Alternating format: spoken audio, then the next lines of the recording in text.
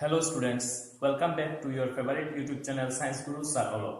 And today I am here with the second part of class 7 science, that is reproduction in plants. If you remember about the first video from this chapter, you will get that on that video I have discussed about the asexual reproduction in plants and also the different modes of asexual reproductions. Now today in this video I will discuss about the sexual reproduction in plants. So first of all we will start with what is sexual reproduction. Dear students, when the reproduction takes place with the formation of gametes, it is known as sexual reproduction. That means what? In case of sexual reproduction, the different two types of gametes, that is the male gametes and female gametes, used to produce by the two different types of the reproductive organ. Male reproductive organ produce the male gametes and the female reproductive organ produce the female gametes. So this is known as the sexual reproduction. And we know that flower is the reproductive part of the plant.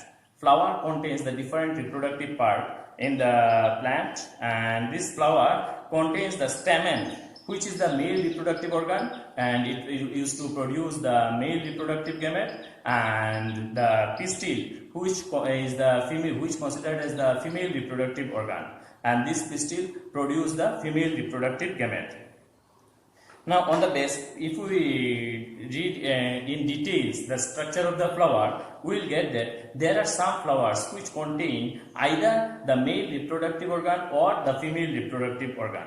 That is either the stamen or the pistil, any one of them. These types of flowers are known as unisexual flowers. Whereas on the other hand, some of the flowers are there, they contain both the reproductive organ, that is the stamen and the pistil, both the reproductive organ are present in that flower, and these types of flowers are known as the bisexual flowers. So here one important thing we have to remember that the differences between the unisexual and the bisexual flowers. Unisexual flowers means the flowers which contain either the male or the female reproductive organ, any one of them. These types of flowers are known as the unisexual flowers, as for example corn, papaya, cucumber, etc.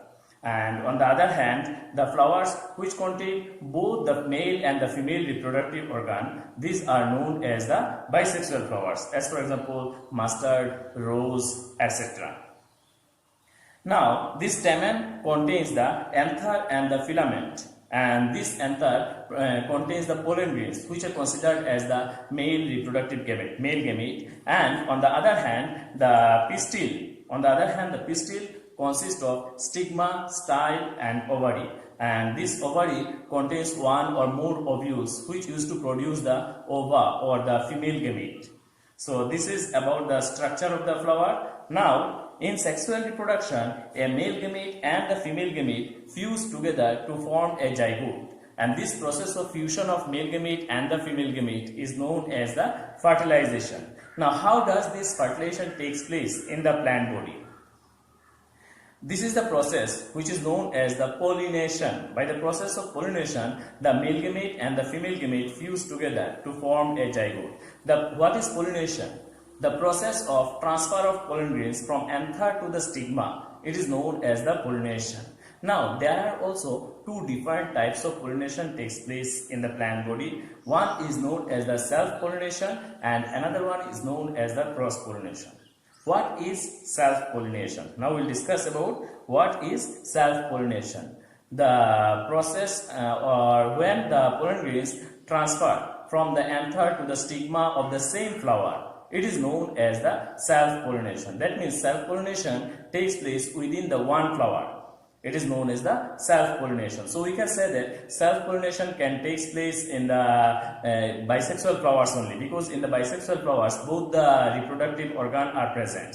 So that self-pollination can take place in the bisexual flowers only. On the other hand, in case of cross-pollination, when the pollen grains transfer from the anther to the stigma of another flower of the same plant, or maybe of the another flower of the same kind of different plant, this type of pollination is known as the cross pollination. So again, what is self pollination? When the transfer of pollen grains takes place from the anther to the stigma of the same flower, it is known as the self pollination. Whereas when the transfer of pollen grains takes place from the anther to the stigma of the another flower of same plant or to the another flower of another plant but of same kind, it is known as the cross pollination. Now we will discuss about the fertilization. During pollination, during the time of pollination, when the pollen grains reach from the anther to the stigma, then they meet with the female gamete, that is the ova. So when this male gamete and female gamete fuse together to form a zygote, it is known as the fertilization. What is fertilization? The process of fusion of male gamete and female gamete to produce a zygote. It is known as the fertilization. Now, later on, this zygote develops into an embryo. Now we will discuss about the formation of fruits and seeds, that is the fruits and seed formation. After the fertilization, the ovary grows into a fruit. When the fertilization takes place, after the fertilization, the ovary grows into a fruit, whereas the seeds are developed from the ovule. So this is the process of formations of fruits and seeds. Now we can understand that fruits develops from the ovary and seeds develops from the ovule. So this is all about for the sexual reproduction in plants. From this video you can remember about some important points, that is what is sexual reproduction, then fertilization, what is fertilization, then on the basis of the structure different types of flowers, there are unisexual and bisexual flowers. Then next the pollination, different types of pollination, self-pollination and cross-pollination, the differences between the self-pollination and cross-pollination, then fertilization, all these things. So hope this will be helpful for you. If you feel if you get little benefit from this video, you can share among your friends or in your contacts so that others also get the same benefit from this video. Thank you for watching this video.